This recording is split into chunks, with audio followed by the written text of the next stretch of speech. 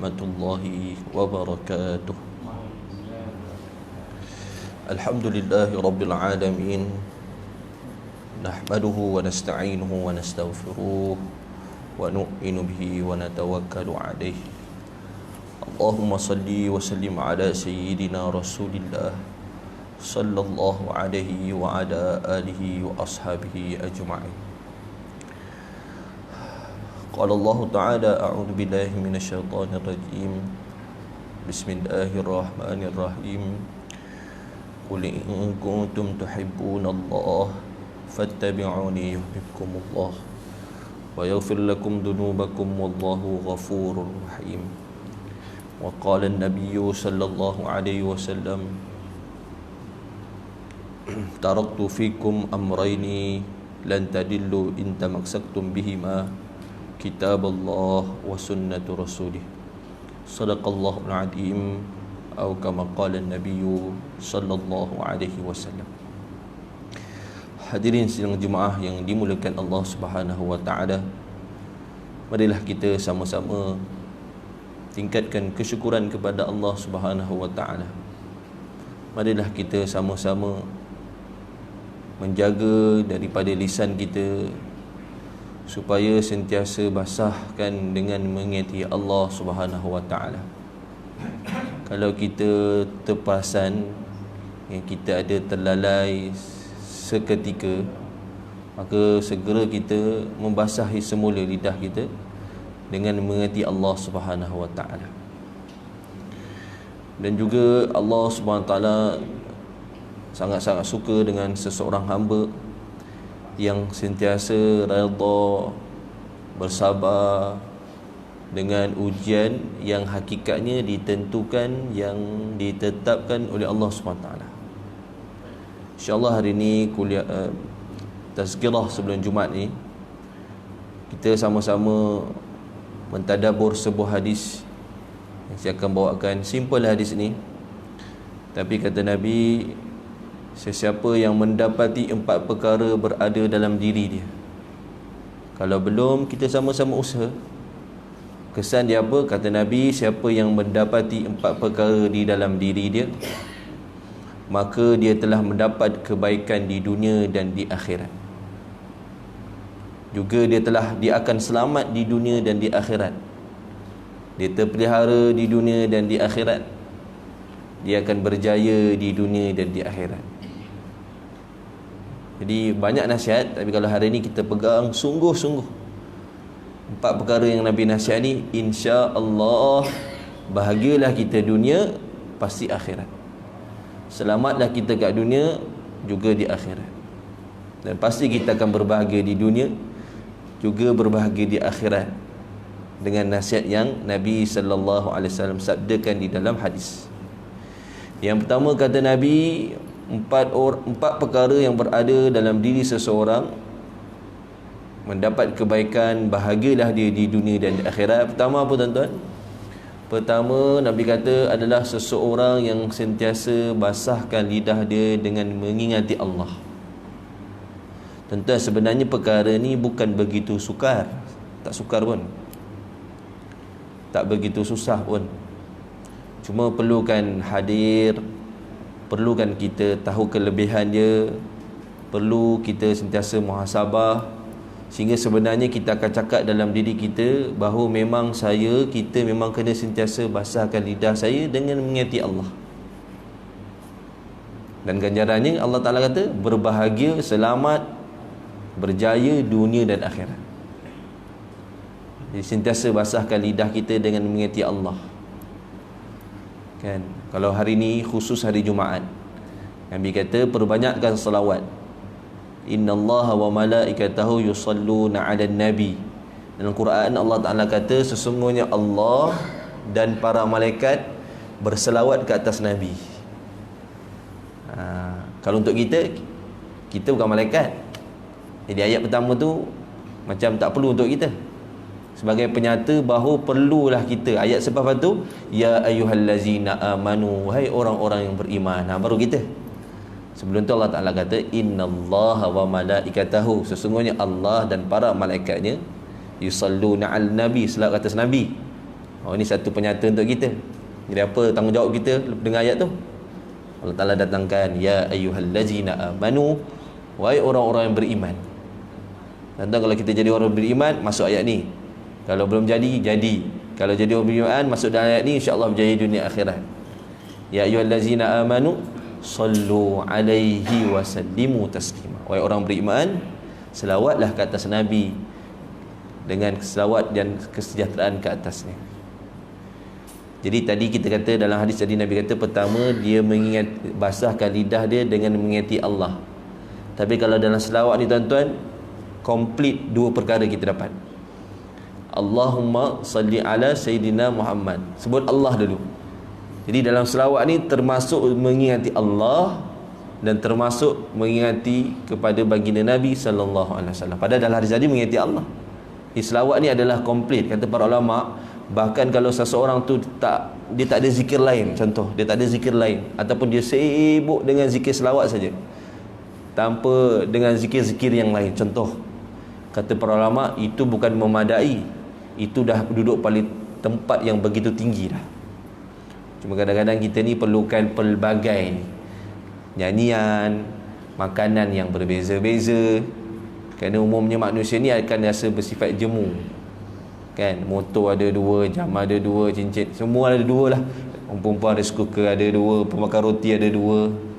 Padahal ada satu pun cukup lah. Kalau rosak boleh beli lagi, tak, dua juga. Itu paling sikit dua tu. Jadi kalau kita berselawat kata Nabi, Allahumma salli ala Sayyidina Muhammad wa ala ali Sayyidina Muhammad. Wahai Allah, kita panggil Allah dah tu, mengingati Allah dah. Wahai Allah, berilah kebaikan limpahan kurnia ke atas baginda Nabi dan seluruh ahli keluarga. Wahai Allah, kami berterima kasih ke atas kepada baginda Nabi dan seluruh ahli keluarganya.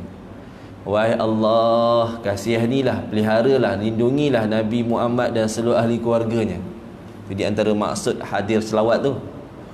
Wahai Allah, kami berterima kasih ke atas Nabi Muhammad dan seluruh ahli keluarganya.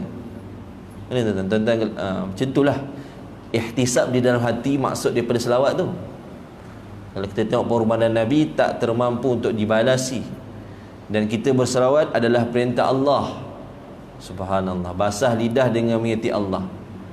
Kalau bilangan pula, kata para ulama, sepaling minimum untuk kita berselawat berapa tuan-tuan? Tuan-tuan pun ada juga dengar-dengar kan. Tapi di antaranya, di dalam satu kitab mengatakan minimum kita kena selawat sebenarnya satu hari sebanyak 300 kali. Allahumma salli. Kalau tuan-tuan tak pegang tasbih untuk tak kira, kita ulang je daripada pagi sampai ke malam, insya-Allah pasti lebih.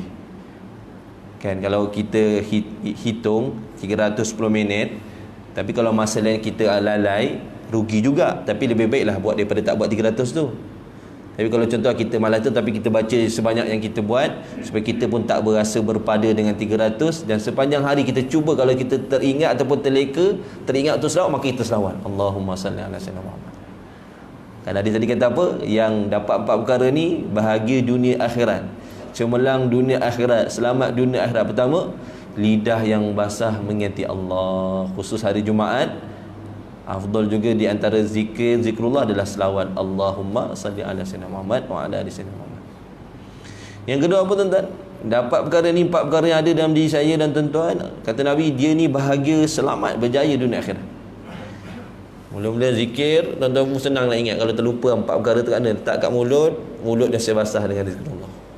Kedua, tuan-tuan letak dekat hati, kata Nabi, hati yang sentiasa syukur kepada Allah. Tenang. Apa keadaan syukur? Kalau dapat nikmat baik pun syukur, apa pun keadaan syukur. Alhamdulillah, alhamdulillah, alhamdulillah. Makan sikit syukur, makan banyak syukur, dapat sekian syukur. Tapi hati rasa macam tak cukup lah Ustaz. Contoh tuan-tuan buat satu perkara, dapat sekian angka. Contohlah RM50 ketika satu masa tu. Kadang-kadang kita rasa RM50 ni sikit je. Sebab kelemahan kita tak terus datangkan bila hadir satu nikmat tu dengan syukur. Maka senang saja kita tengok orang lain, orang yang lebih rendah pada kita, ataupun orang yang lebih memerlukan. RM50 ni masalah kecil tuan-tuan. Kalau yang memerlukan. RM50 ni dah banyak dah Ustaz. Contoh orang minta sedekah kan, kita bagi RM50, dia rasa banyaknya. Yang terima pun rasa banyak, yang bagi pun rasa banyak. Tapi kalau kita dapat RM50 tu dengan mana-mana urusan, dan kita rasa macam sikit pula RM50, Allah, itu macam mana tu? Patutnya syukur je, Alhamdulillah kan. Kecuali lah dalam dah buat kerja yang banyak, dapat sikit tu berbentuk kezaliman, satu hal lah.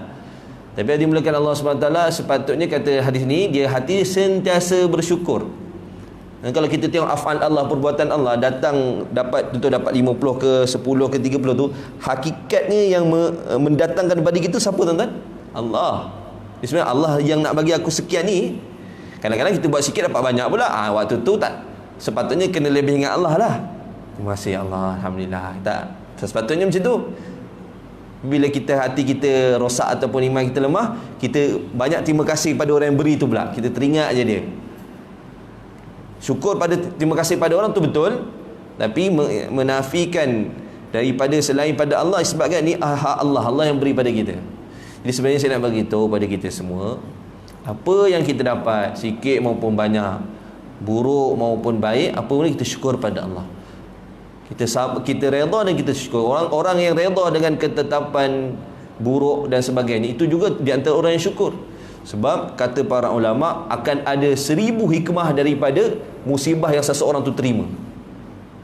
1000, kita tak sempat nak kira 1000 tu apa.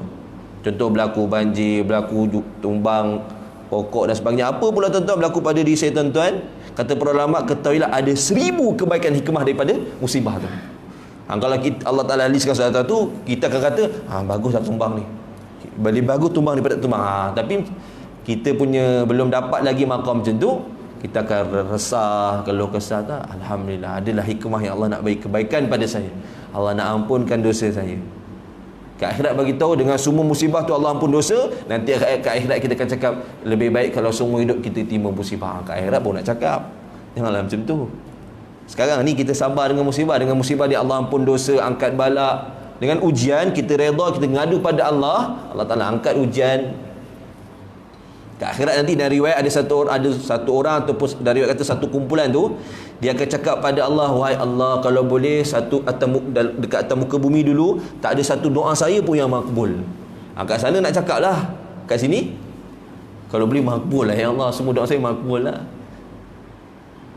Doa ni kata ulama ada 5 ataupun 4. 1 dimakbulkan, kedua diberi lebih baik, 3 dijauhkan daripada, dia tak dapat sebab dia Allah Ta'ala jauhkan daripada keburukan, dan keempat, Allah Subhanahu Ta'ala memberi dia pahala di akhirat. Ada kumpulan, ada golongan yang masuk syurga. Sebab apa tuan-tuan? Sebab pahala daripada doa yang tak dimakbulkan tu diimpunkan begitu banyak sehingga dia layak masuk syurga. Maka dia dan orang lain nampak, kata alangkah indahnya semua doa saya semua tak makbul. Kat sana nak cakap. Sekarang kita dah tahu hadis ni. Jadi kata para ulama, untuk memudahkan kita mengamalkan, perbanyakkan doa. Kalau biasa kita doa 50, kita naik doa 100. 50 makbul, 50 simpan ke akhirat. Subhanallah. Sebab doa lama panjang-panjang ni satu amalan tuan-tuan. Pak Imam angkat tangan doa panjang lamanya, ya Allah kan. Lama kan, kita kata lenguhnya dan sebagainya. Kat Mesir tuan-tuan, kat negara-negara kami ajak kat Mesir, doa ketika witir tu, tarawih, witir 8 ada doa kan, ada witir ada doa.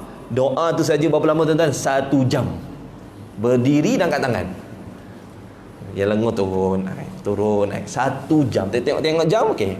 Allahumma hdina, tengok jam, 1 jam lagi baru sujud.